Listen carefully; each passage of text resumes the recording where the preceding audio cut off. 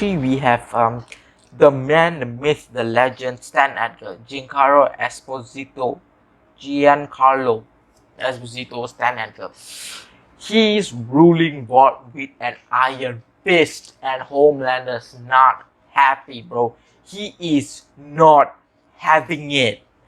And then you have the FPS. It's basically the I don't know what it stands for. It's basically the FBI for superheroes. And you have Huey and Newman working on it. Oh, all's good. It's FBI for superheroes. Homelander said, babe, nothing's gonna happen. Well, you thought wrong, bro. It's the boys. It's the mother flippin' boys. How can there be nothing going wrong? That's just like saying, well, it's a sunny day. It can't rain. Well, screw you. I'm having rain right here. What? No, man, that's not how life works. Life is full of mysteries. And then you have Newman. Oh, you thought she's like a normal congresswoman? Well, you thought wrong. She is a soup. Mind-popping soup. Her only powers is just popping people's head off. If she can see you, she pops your head off. You know, in season 2, those that scene where everybody's head was just popping up, boom, boom, boom, boom, boom, boom. Who you thought was that? Newman did that. That was nuts, bro. She's a soup.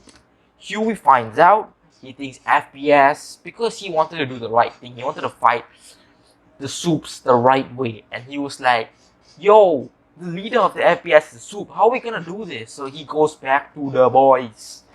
The boys. And then we get introduced to Soldier Mother Flippin' Boy. Soldier Boy. Soldier Boy is freaking... A lot of people say he's sick. I'm like, he's kind of a glorified Captain America. I think that because a lot of these superheroes are addicted to actual superheroes, like Anthony Starr, which plays Homelander, it's actually a parody version of Superman.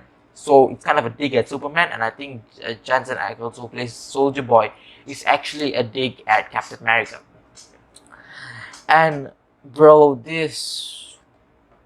she's basically strong. She's trapped in this huge in this Russian chamber. The boys saved him out, pulled him out, because they found out that he was the weapon to kill Homelander. Man. And then we delve into the backstory of Soldier Boy. You know, Black Noah, that innocent, stealthy looking superhero in the War Tower? Yeah. No. No. He was in an old task force before the 7 called the Payback, where you had Crimson Countess, you have the TNT twins, you have Gunpowder, you have Swato, I think, and then you have Soldier Boy, Black Noah. And basically they kind of had enough with his shit, because he was like the big dog, the alpha, and they didn't like it, and he was forcing people to do stuff they didn't want to, and basically they played him, gave him to the Russians. That's the story. And then we also dove a bit back about Black Noah's history, and we actually saw Black Noah's face, which was mad. And so basically the boys. Now here's the twist. You know, Butcher does not have a line, right? He crosses basically anything and everything to get and kill Homelander. And he just took it to another level. So in this one, they introduced Temporary V. So when they first took it, Queen Maeve actually gave it to Butcher, and Butcher wanted to throw it down the sink because he was like, nah, man, I don't need that. I can take Homelander on my own. But then when Homelander came and visited him, and there was a whole story behind it, and later he realized he's actually not powerful enough. He wanted to even the playing field, and he took Temp V. And Butcher, man, he is sick. He's basically Homelander, supervision, super strength, and indestructible, I think. Indestructible. He, but does not have the flying. Homelander without the flying, I would say. No, Homelander has hearing and X-ray. Basically, yeah, he's Homelander, but without the useless skills, and I mean, it's pretty. He's basically laser eyes, super strength, indestructible. Okay, that's all you need to know. And after finding out that he was doing this, Huey found out he was doing it, and Huey was also sick and fed up of Starlight, and he keeps saving him, and he wants to save her at once. And guess what, bro? Huey's on Tampa V now. Huey can teleport. At first, I thought it was super speed, but then it wasn't. It was teleportation. The only thing wrong is he teleports, but he loses clothes. Like, let's say if I teleport to, let's say, Statue of Liberty. When I get there, I don't have my clothes on. I'm basically naked. That's Huey's power. And I think super strength to a certain extent and super indestructibility, I think. I'm not really sure. I think super strength to a certain extent. I'm not sure about super, because we don't really discover it much. So yeah, they take down basically there's a whole storyline of them taking on each character down. And Soldier Boy, after all the experimentation, he has this huge red pulse. And when they first freed him, he blasted it at Kimiko. And when blasted at Kimiko, somehow that blast fries up all Compound V inside your bloodstreams. And Kimiko just loses her power. And there's a whole revolution between Kimiko and Frenchie and on their relationship and how they go. Spoiler alert, she kisses him. I'm just saying it's a spoiler alert, I'm just letting you know in advance. And then, huge bad. I think I definitely missed some things. Because I need you guys to forgive me if I missed anything, because I am really, season 3 was a lot. I'm just picking and the main parts and the most interesting parts of the show. And then, oh, yes, Stan Edgar. Remember when I said earlier, Stan Edgar, he rules world with an iron fist. Newman, his daughter. So basically, throughout the series, they have tiny things like this, which just blows my mind. And basically, he protects her, she protects him, but then there was at one point where she works with Homelander and betrays Stan Edgar, which was mad. And Newman has a daughter, and she has knotting up her daughter with Compound V, which is what? Compound V? Are you mad? So basically, she did that, and yeah. And then you have the last episode, the banger. I would say the banger. You know what's killing me right in my mind now? I keep thinking that I'm missing something, but I'm not. Oh, one thing I have to say before the final entrance is there's a cameo of Seth Rogen in The Boys.